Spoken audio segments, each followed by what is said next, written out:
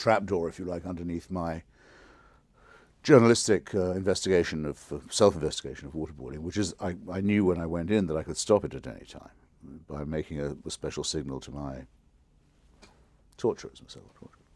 But there was only one way I felt I could advance the argument, which is to see, roughly speaking, what it's like. And, for example, in reply to Mr. Thiessen, I would say, you've heard this said, I'm sure, waterboarding simulates drowning, or the feeling of drowning. It doesn't do that at all. You are being drowned, just in slow motion.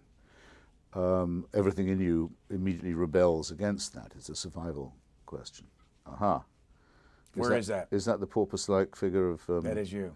That is somewhere in the mountains of eastern North Carolina with a group of people a team of people who have had, let's say, field experience of this. What's this feel like right here when they're pouring water down? Well, it feels as if your last breath is about to be drawn, and you don't really have any choice in the matter. You have to, everything rebels. You have to make it stop as fast as you can.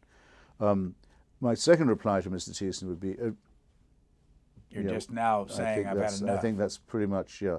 They say that Khalid Sheikh Mohammed lasted for something like 90 seconds. I'd be very surprised if that was true, unless he was trying to get us to kill him. Didn't they also say they did it hundreds of times? Yes, yeah, that's remarkable.